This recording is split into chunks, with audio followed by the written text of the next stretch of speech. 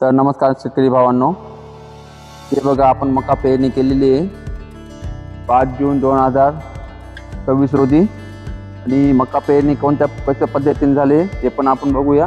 हे बघा सारखा 8.5-9 इंचचा दाणा पडलेला आहे आणि व्यवस्थित पेरणी केलेली आहे।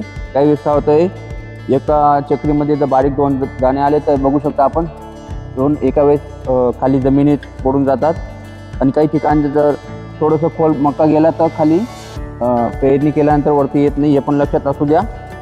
थोडं दाट पातळ होतं जे थोडंसं काय होतं एका वेळेस जाड आणि बारीक बियाणं असल्यामुळे काय होतं मका पेरणी थोडीशी व्यवस्थित होत नाही। हे मका पेरणी आपण जवळजवळ डेमो घेतला होता 3 ते 3.5 एकरामध्ये 5 तारखेला। आज या मकाला 14 दिवस झालेले संपूर्णपणे बघू शकता आपण पेरणी अगदी उत्कृष्ट झालेली आहे।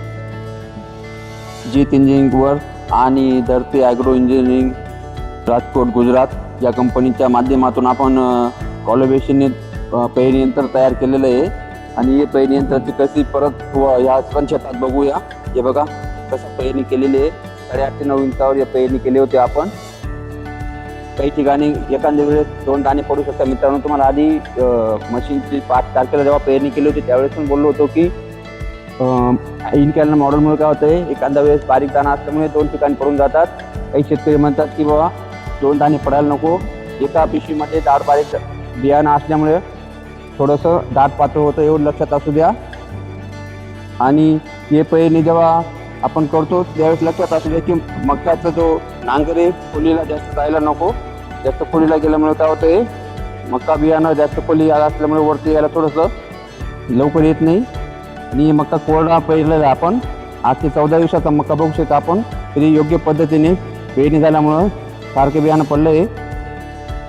जास्त खोलीला गेल्यामुळे बघा वरती येत नाही मका, लक्षात असू द्या। कोणालाही पेरणी लागत असेल तर एक वेळ आमच्या कंपनीला भेट द्या मित्रांनो। आपण या त्यांच्या शेतात पेरणी केली होती 5 तारखेला। शेताचे मालक आहे दिगंबर राजाराम बागुल। आणि कशी पेरणी झाली काय झाली त्यांना पण विचारूया, त्यांची मुलाखत घेतोय आपण। त्यांना विचारू की कसं वाटलं काय वाटलं। बघा भाऊ आपण कसं वाटलं शेतकऱ्यांना आपण सांगू शकता। नमस्कार शेतकरी बांधवांनो, तर आम्ही 5 तारखेला मका पेरणी केली, हा डेमो घेतला आहे भाऊंकडनं। तर आम्ही 5 तारखेला पेरणी केली, डेमो घेतला, तर आम्हाला 8-9 इंचावर दाणा कंप्लीट पडलेला आहे। आणि भाऊंनी सांगितलं होतं ज्यावेळेस आम्ही पेरणी केली 5 तारखेला त्यावेळेस सांगितलं होतं की बा हे मशीन आहे बा, तर मशीनने सुद्धा 1-2 दाणे पडू शकतात। हे तर मशीन आहे, आपलं जे लेबर राहतं ना कामाला त्यांच्याकडनं सुद्धा एखाद्या वेळेस 4 दाणे 5 दाणे पडून जातात, ते आणखी असे पायाने गुंजून देतात, म्हणून काही बा पुढे टाकणार नाही ते दाणे। शेवटी हे मशीन आहे, पण मला चांगलं वाटलंय, हे पण चांगलं आलेलं आहे। 8-9 इंचावर दाणे पडलेले आहेत, तुम्ही बघू शकता, पाहून घ्या, डेमो पाहून घ्या कसा आहे काय समोरच आहे।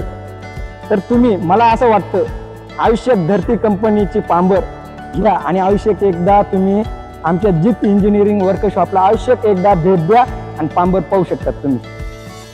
काय वाटतं तुम्हाला? आणि कुठल्याही शेतकरीला असं नको व्हायला की थोडं दाट पातळ होतंय, थोडंफार शेतकरी मित्रांनी समजून घ्यावं। कारण हाताने बी मका पेरणी करतो आपण किंवा जाड बारीक बियाणं असल्यामुळे थोडंसं दाट पातळ होतं जे। कुठल्याही कंपनीचं मशीन घ्या तुम्ही, ऑर्डर कंपनी पण घेतली तर तसं होतं जे। तरी एक वेळा आमच्या कंपनीला अवश्य भेट द्या मित्रांनो। 14 दिवसाचा मका झाला आहे, खूप उत्कृष्ट पद्धतीने पेरणी केलेली आहे आपण। आणि जेव्हा डेमो घेतला इनकॅनल मॉडेल नवीन आलेलं आहे प्लांटर, तर आमच्या कंपनीला अवश्य भेट द्या मित्रांनो आणि सहकार्य करा। धन्यवाद धन्यवाद धन्यवाद।